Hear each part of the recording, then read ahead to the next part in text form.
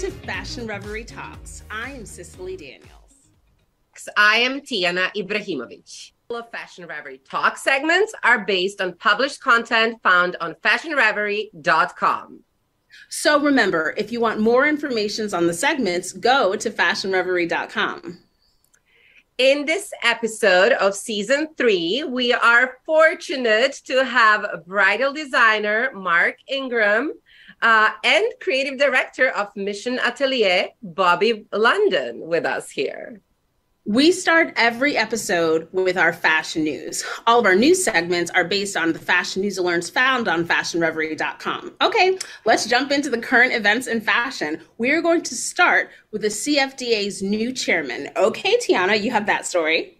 Yes, I do. Well, it's actually a big announcement. All right. So Council of Fashion Designer of America, CFDA, has a new chairman. Since Tom Ford stepped down from his post, the CFDA has been looking for a replacement. And oh my God, such an exciting replacement. It's Tom Brown. I personally love Tom Brown. I think he is one of the most exciting designers in United States currently. And I think a lot of fashion lovers are always very excited to see his latest collection, his latest presentations. It's just always very creative and very out of the box. So in his statement, he did share that he is excited to work with CFDA, with Stephen Kolb, and you know, I think we're all looking forward to seeing what will he bring to CFDA and to fashion industry in general. What do you, Cicely, think about this exciting news? I mean, it's change is always exciting. Things are going to be new. It's such an important institution in fashion. And I think that I think the whole community is, of course, going to be behind him. And it'll just be interesting to see what changes, if any, we see. So it's exciting. For sure, for sure. Well, in the news that I have to talk about is, I think, really important because it is helping to bring a commitment to sustainability. And this is with brand Desigual, and they are trying to actively reduce their carbon emissions. And they have been committed to reducing the carbon emissions by 2028. And to do that, they have partnered with the Science Based Targets Initiative. And it's a really big deal because the main purpose is to limit global warming levels with this big agreement, this big Paris agreement. And I feel like it's one thing a lot of brands say, the reason we're highlighting, a lot of brands say that they have a commitment, but they don't really put it into action. Right. And, with everything that's been going on, I feel like with weather and storms and everything, it's even more important than we really realize these changes that these companies are making. They're going to reduce their greenhouse emissions that are generated by electricity and increase its purchase of energy from renewable sources. And these are steps, and obviously they have centers across the world. And, so it's not just in the US, just in Europe, literally all over the world. These changes are going to hopefully help our environment, which is really important. I love it. I'm actually a huge fan of Desigual. I've always been. And, now I love it that they keep up our expectations, not just with the design, but rather, the morality of the brand. So I love it. Absolutely. And if you want to have a cute dress, but you want to have a cute dress and you still feel like you are helping the environment and, certainly not hurting. Yeah. What I love about it is that, lately it is encouraged to repeat wear your outfits, so I love that, that we're becoming more conscious, and I don't feel bad if I wear the same thing again. Right. Absolutely. Yeah. So there is another piece of news, fashion news, and it involves Elon Musk. I mean, there's always something with him. People love him or don't like him so much. He's definitely innovative. I mean, we know him, because of Tesla and renewable energy and SpaceX. But he just created a fragrance. It's called Burnt Hair. And he's already made $1 million on it. He said on Twitter, please buy my perfume so I can buy Twitter. I mean, I think it's innovative. He's very creative and I guess very good with marketing in a way. I don't know how this fragrance smells, what the scent is, but it is in a red bottle with the tagline, the essence of repugnant desire. And each bottle is $100. So, I mean, with his last name, I guess it makes sense that he got into the fragrance area, but I don't know. Yes. I mean, I might not be the consumer for the burnt hair fragrance smell per se. And so I guess if they send us a sample, girl, we'll check it out. We'll sample it. We'll sample it. Curious. But that is what we have going on in our fashion news. And of course, if you want to stay on top of what's happening in the world of fashion, go to fashionreverie.com. Well, so for those of you who are into bridal fashion, as I am always into bridal fashion, you know that Bridal Fashion Week was this past week, and we are thrilled to bring Mark Ingram of Mark Ingram Atelier here to our show. They are known for their luxury couture bridal fashion that is, the place to go if you are a bride looking for your look for your special day. Mark, how are you? Thank you for joining us. I am so good. Thank you, Cicely. So happy to be here. Of course. Well, first of all, it was just bridal week. Did you get any sleep?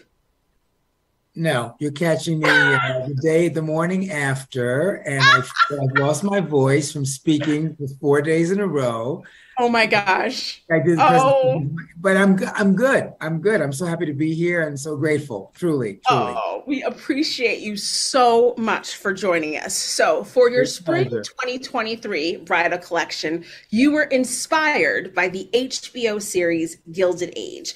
And so for this season, you went back to some tried and true favorites. Now, why was that the direction for fall of 2023? I chose the direction. I'm a New York City native. My family's been in this city. I'm the third generation native New Yorker, native Manhattanite. My family came here in 1912 from the South. And I wanted to celebrate my beautiful city of New York, which is my hometown, especially Manhattan. And I chose to use that as a reference of my design inspiration, the architecture, the vibrancy, the beauty of my hometown. My line was very architecturally inspired by certain buildings like the Art Deco-ness of Radio City and the Empire State Building, and also the Beaux-Arts beauty of places like the Grand Central Station, New York Public Library, and those are my inspirations for the collection.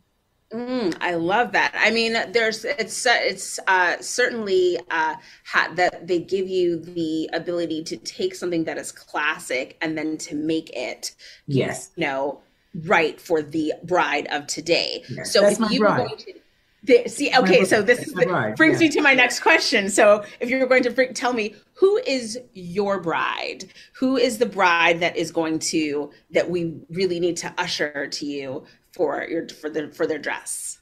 Well, she's definitely a fashion forward bride, but not so much so that she's avant-garde or, out of this world. My brides are contemporary classic girls. They are usually of a certain age, late 20s to early 30s. They're kind of secure in their careers and their relationships with themselves.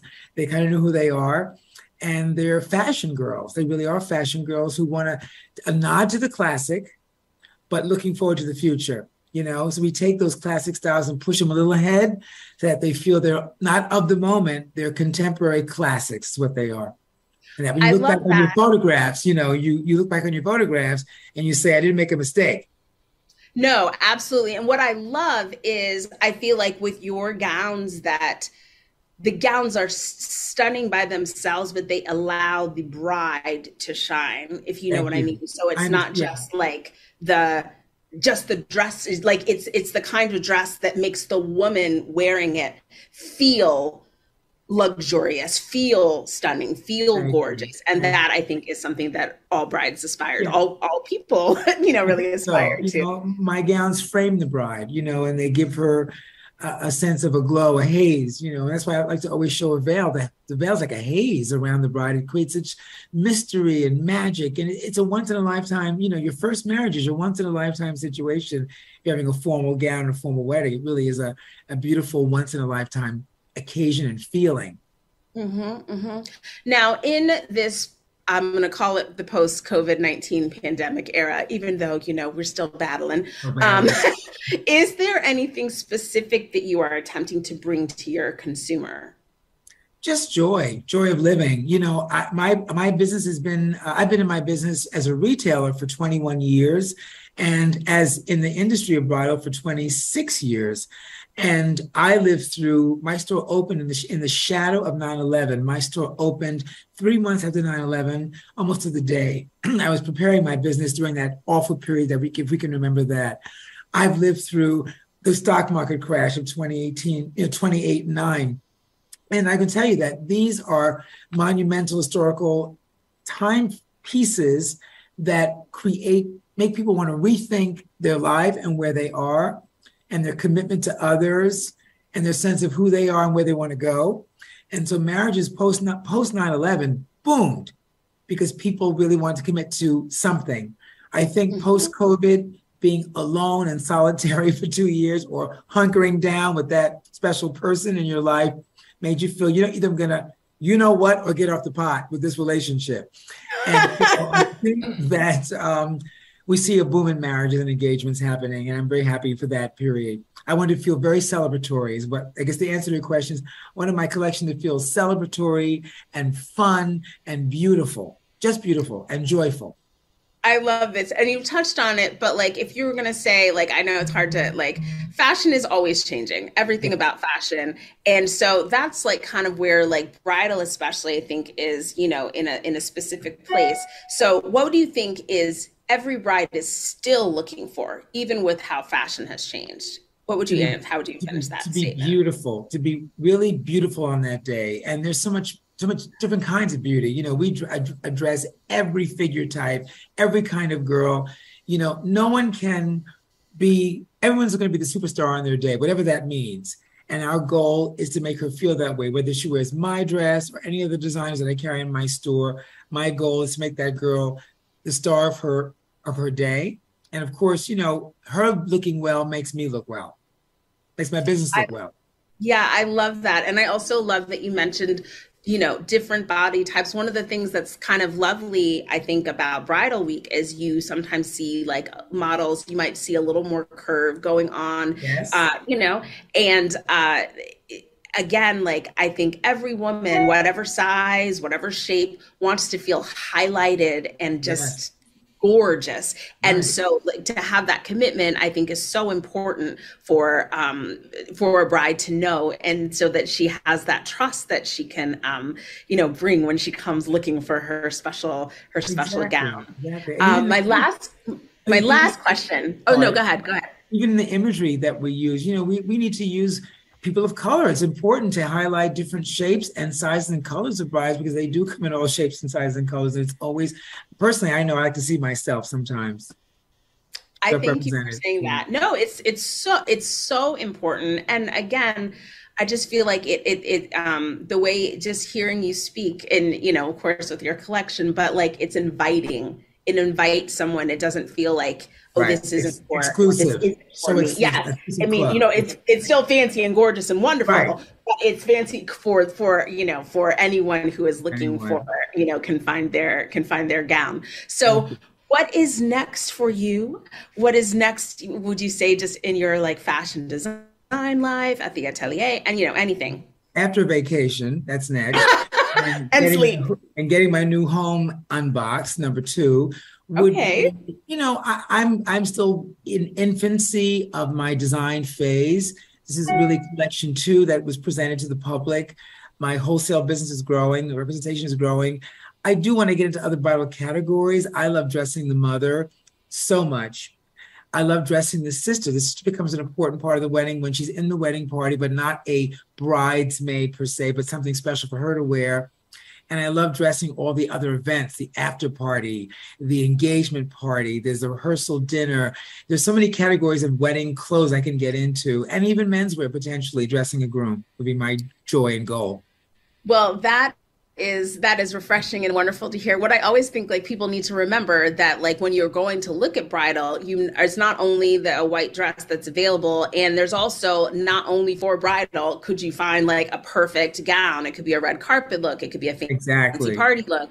Yeah, Yeah. the after party or anything. And a lot of brides are also having multiple looks. So, that is exciting for all of us. Thank you. And we are so appreciative of you for joining us, Mark. This was lovely speaking with you. Thank you. Thank you so much. I really appreciate it. Of course, of course. And hopefully we'll talk to you again. Definitely. Thank you. Have a good day. You too.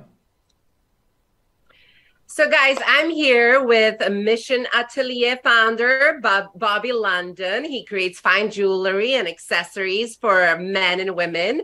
I see on your social media, you say unisex jewelry for people who do not wear jewelry. Welcome, Bobby, to Fashion Reverie Talks. Thank you very much. It's good to be here. I'm just enjoying a lazy Saturday in San Francisco, as I usually do in my tuxedo shirt and cufflinks and studs. And how fancy! So that is your brunch outfit for the weekend. Yes, exactly. And I even lounge at home with this as well. Love that. Yeah. Okay, we have to step it up, I guess, Yes. to get to your standards. So, how did Mission Atelier come about? Well, funny, this interview actually caused me to really think back to the start, and I'm actually going to show you visually how it came to be. Many years ago at this point, I created a fashion line. And while I was doing the line, I created a belt buckle design, but it didn't really fit with the line at that time. So I put it aside. And this is the belt buckle, by the way. This is the design. I found this. Oh. But as I said, it didn't fit with the line. So fast forward several years later at this point, I'd moved out to San Francisco and had the idea that the name Mission would be a great name for a lifestyle brand. I don't know if you're aware, but there's the Mission neighborhood in San Francisco, and it has sort of an edgy elegance to it that I felt edgy elegance. I love that. Thank you. And, that I felt could sort of be the foundation for a brand, and particularly a modern one.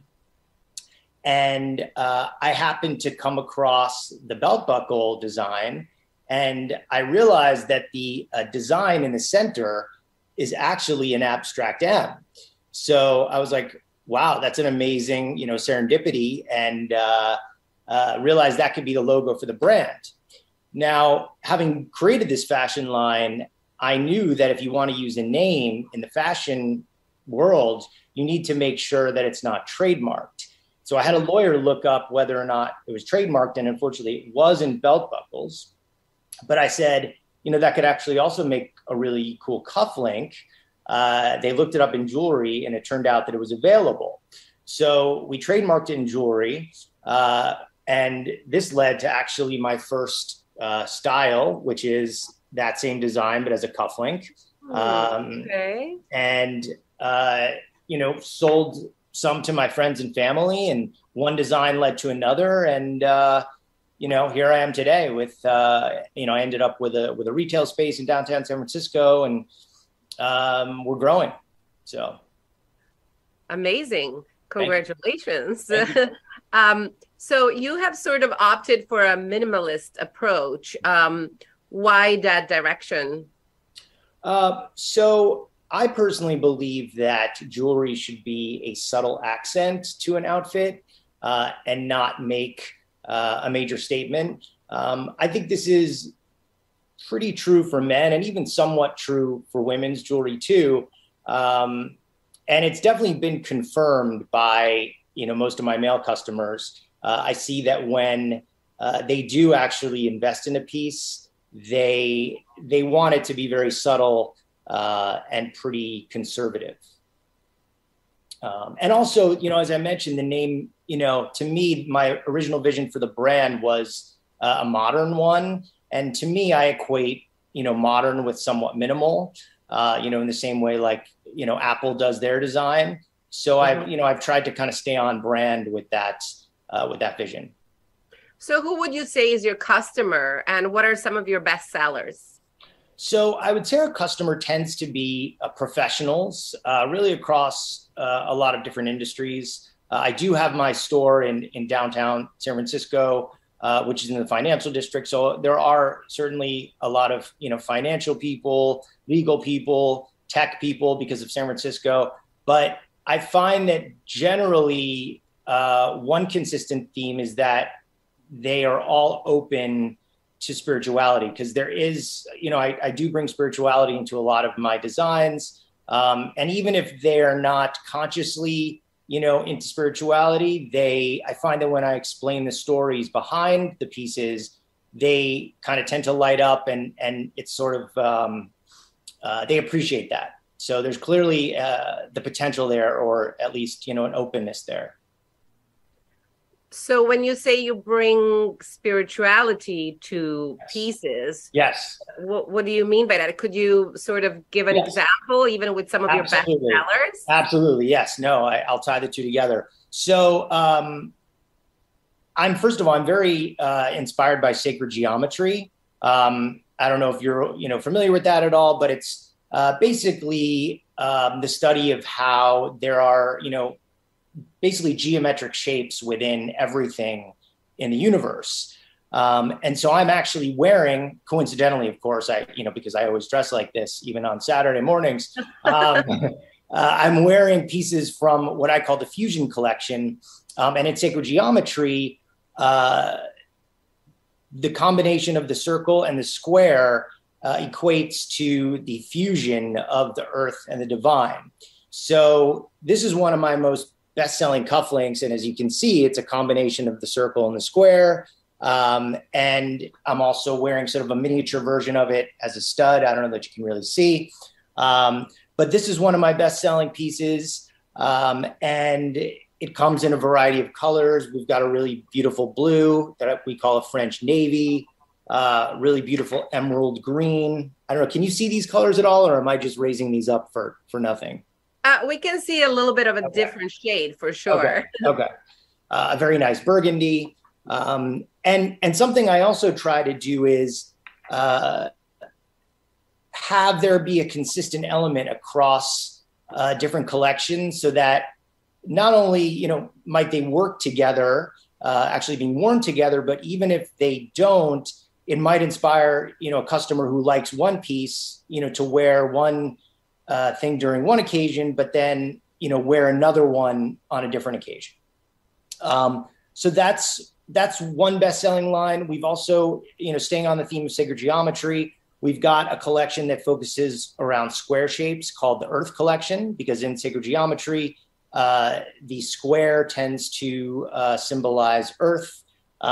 So we've got like a square cufflink with an enamel inlay. This is also the French navy.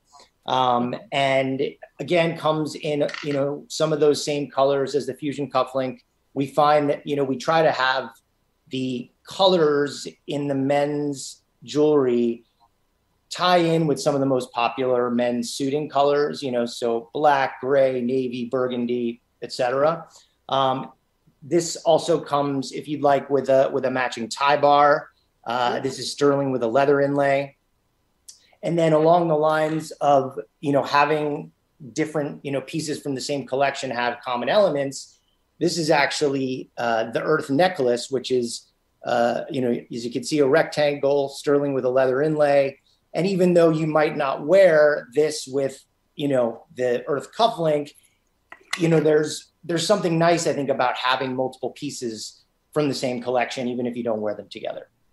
And also along those lines, I've gotten very into creating mala bracelets, but doing them in an elevated way. So I like to use the natural stones that you typically find in a mala, such as lapis, but I like to elevate them by adding sterling silver and hand done enamel, and something that can be fun. It doesn't work for everyone, but something you could do if you want to, be a little more playful with a formal outfit is you could wear, something like this cufflink, which has the blue enamel. And then you could also put on, one of these malas just as kind of a fun way to give an extra pop of color.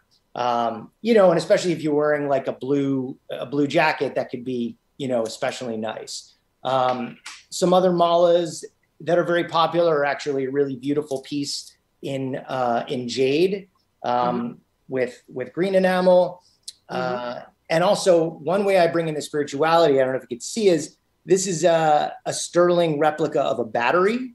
And the idea is to remind you that your energy and to be aware of your thoughts. And, this helps to keep your vibration high. So that's one more. Wow, I love all these elements that you bring to your design, and so much thought. And it seems like even it's kind of ideal for special occasions, for like bridal parties, etc., where like if you want your groom to feel good and have a good energy. Exactly. Yeah. You have these pieces in him to make sure he doesn't run away. Yes. Not easy to keep us, focused. Grounded. Yeah. Exciting. So what's next for Mission Atelier? So, really, I want to just keep developing the brand. As I mentioned, there is a large part of the brand that involves spirituality. I continue to study spirituality, and I would like to continue to share, the knowledge that I'm learning through the fine jewelry. So it's really in many ways, an avenue for me to express that. So we'll continue to add collections, and develop the line. I'd also like to be honest, kind of just make it larger. I want to have more stores. We've got our store in downtown San Francisco. Build more stores and just, get better known. And one more thing I'll add is that we actually give a percentage of our profits to a really great mindfulness charity called Mission B, which is actually located in New York.